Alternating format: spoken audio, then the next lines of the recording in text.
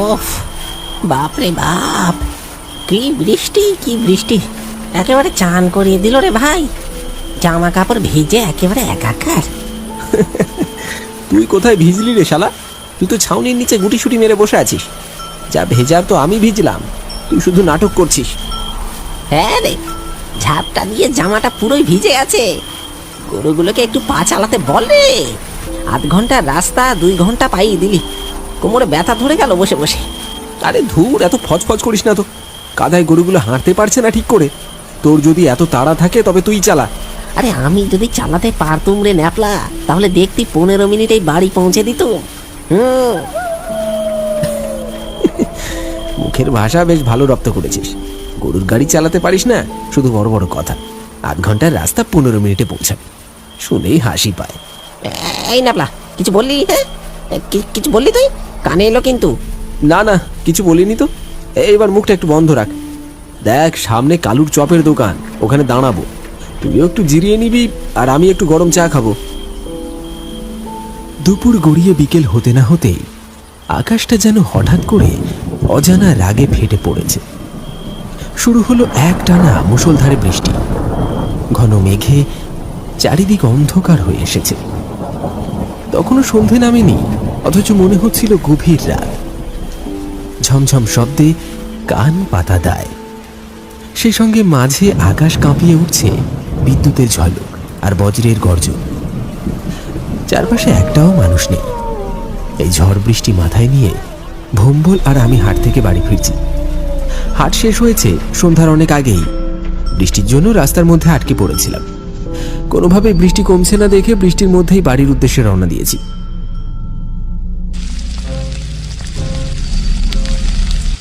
ও হো, এ কি স্বাদ রে বাবা!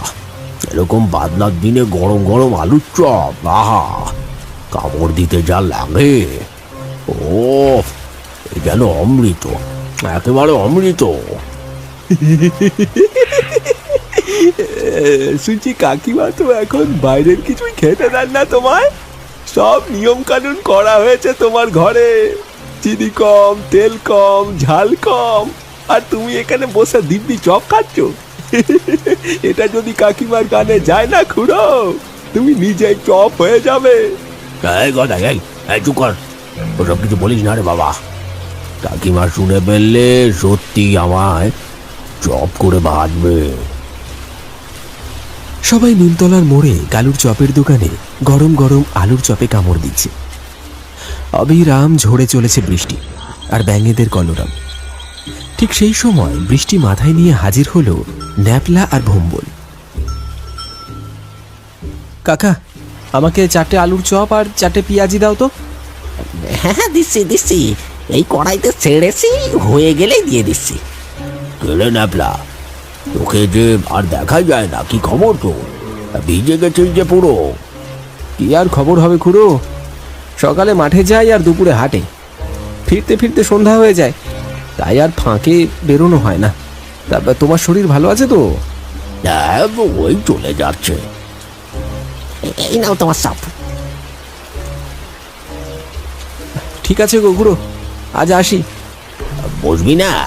না গো, আজ আর বসা হবে না। গাড়িতে ভম্বল বসে আছে, ওকে বাড়িতে নামিয়ে আমাকেও ফিরতে হবে।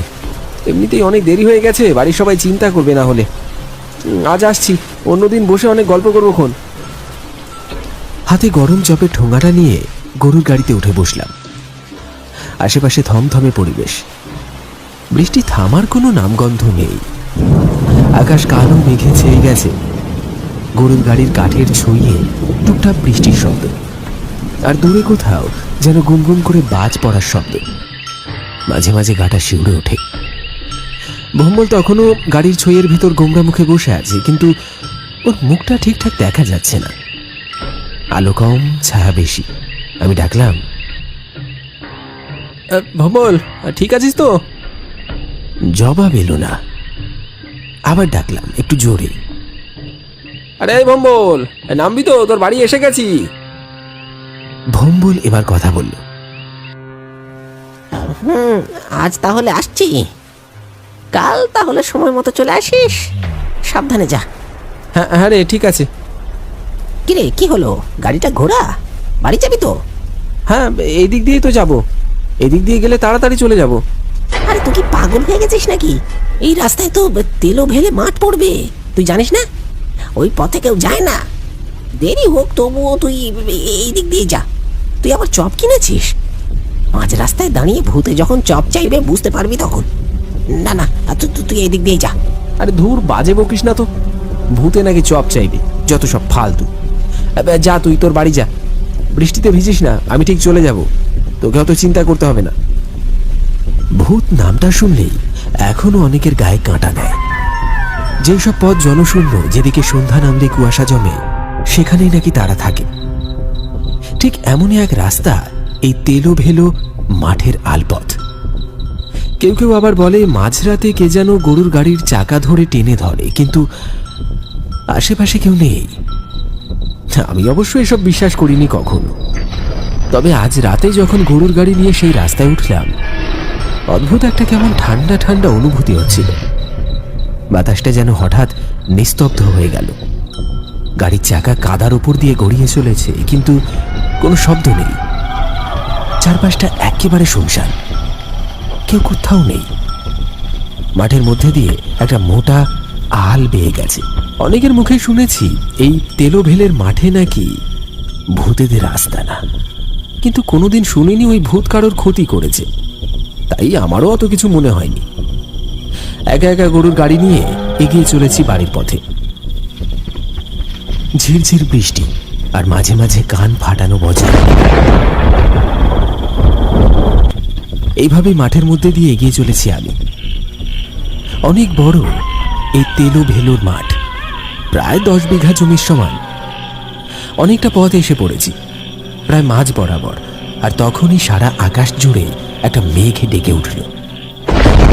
মাঠের মধ্যে আমি একা, আর এবার গাটা বেশ ছমছম করতে শুরু করেছে আমার।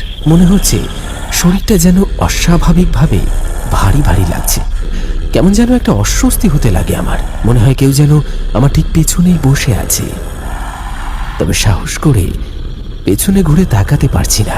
হঠাৎ শুনতে পেলাম আমার ঠিক পেছনেই কেউ যেন কচর মচর করে কিছু একটা চেবাচ্ছে। শব্দটা এতটাই পরিষ্কার যেন কেউ আমার কানের পাশেই বসে আছে। শরীরটা হিম হয়ে গেল। গাড়ি দাঁড় করিয়ে দিলাম, কিন্তু সাহস হচ্ছিল না পিছনে তাকানোর।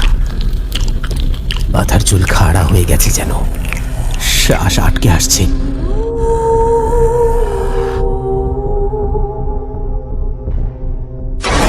কোনো মতে নিজেকে সামলে ধীরে ধীরে পিছনে ঘুরে তাকালাম, কিন্তু কেউ নেই। চপে কামড়ের দাগ স্পষ্ট। ঠোঙাটা পড়ে আছে, বুকের ভিতরটা যেন কেউ মুচড়ে দিল। নিজেকে বোঝালাম হয়তো বাঁধা আলগা ছিল, খুলে গেছে, কিন্তু মন মানল না। তবু গাড়ি চালানো শুরু করলাম।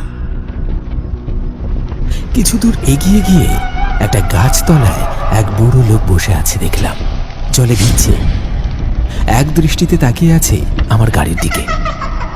গাড়িটা নিজের ইচ্ছেতেই যেন আস্তে আস্তে দাঁড়িয়ে গেল। আমার হাত পা কাঁপছে। কেউ কি আমার সঙ্গে খেলছে? সেই লোকটিকে দেখে আমি বললাম, এই কে গো তুমি?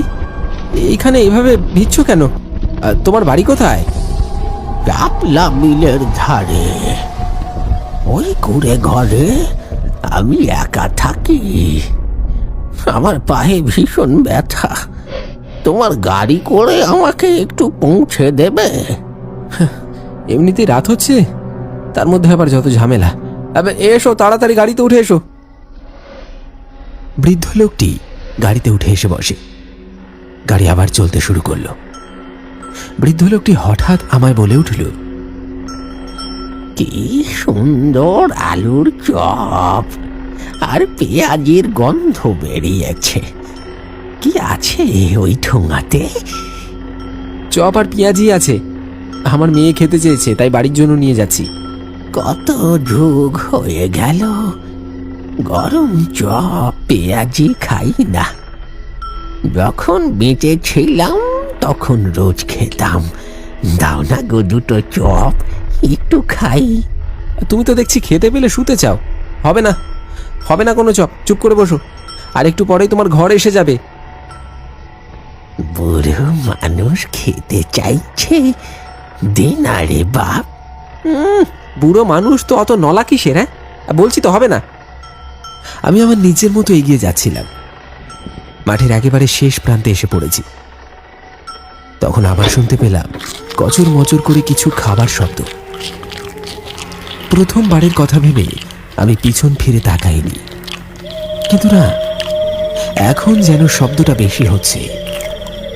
যেই না পিছু ফিরে তাকিয়েছি, দেখলাম দু হাতে করে ধরে চপ খাচ্ছে ওই বয়স্ক লোকটা।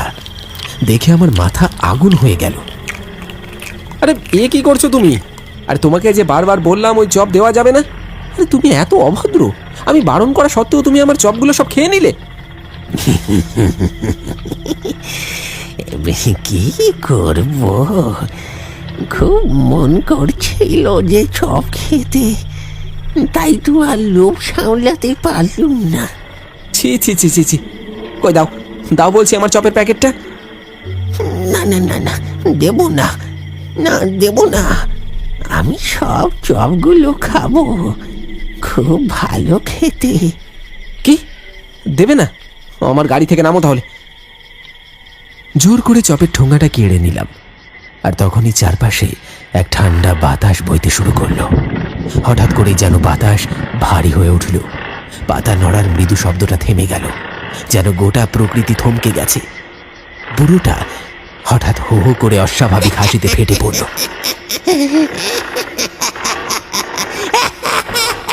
তার সেই হাসির শব্দটা যেন বাতাস কাঁপিয়ে তুলল। বুড়োর চোখ দুটো এখন জ্বলছে ঠিক যেন লাল আগুন। তার মুখমণ্ডল কুঁচকে কুঁচকে এক বীভৎস বিকৃত চেহারায় রূপ নিচ্ছে। চুলগুলো যেন ধোঁয়ার মতো উড়তে লাগলো বাতাসে। তার গায়ের জামাটা ছিঁড়ে পড়ে গেল মাটিতে, আর ভিতর থেকে বেরিয়ে এলো এক ভয়ঙ্কর কঙ্কালসার শরীর। হাড়গুলো বাইরে বেরিয়ে এসেছে, চামড়া যেন কেউ ছিঁড়ে নিয়েছে। বুড়োটা এখন আর কোনো সাধারণ মানুষ নয়, সে যেন মৃত আর জীবনের মাঝামাঝি কোনো পিশাচ। তার হাসিটা বদলে এখন এক ঘন গর্জনে পরিণত হয়েছে। আমি জমে গেলাম, নড়তে পারছি না। চারপাশে কুয়াশা জমে উঠেছে, আর সেই কুয়াশার ভিতর থেকে যেন অস্পষ্ট আরো অনেক ছায়া এগিয়ে আসছে।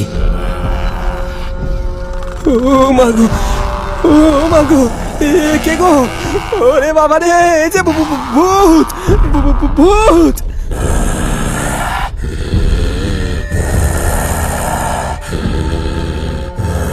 যে বলছি,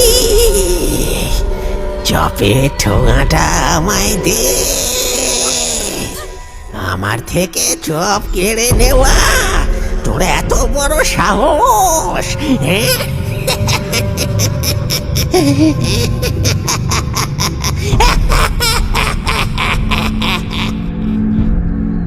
আমি পেছোতে চাইলাম, কিন্তু পা যেন শক্ত হয়ে গেছে। আমি নড়তেই পারছি না। চারপাশটা ধীরে ধীরে অন্ধকারে ডুবে যাচ্ছে। কানে শুধু একটা শব্দ পাচ্ছিল, চপ, চপ,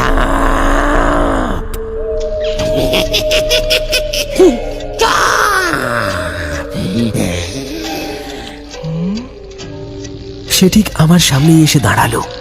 একটা হাত বাড়িয়ে দিল আমার দিকে। আমি গলা দিয়ে চিৎকার করতে চাইলাম, কিন্তু শব্দ বেরোলো না। বুকের মধ্যে ধক ধক শব্দ আর ঠান্ডা ঘাম ছুটে গেল। তারপর সবকিছু ঘুরে গেল। চোখের সামনে সব অন্ধকার, শরীরটা নিস্তেজ হয়ে গেল। আমি আর কিছু মনে রাখতে পারিনি, শুধু একটাই শব্দ কানে বাজছিল,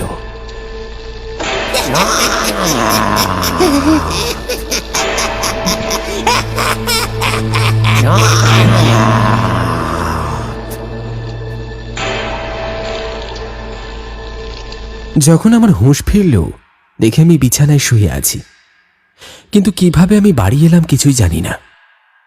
শুধু মনে মনে ভাবলাম, দেরি হয় হোক, কিন্তু এলো ভেলো মাঠের রাস্তা দিয়ে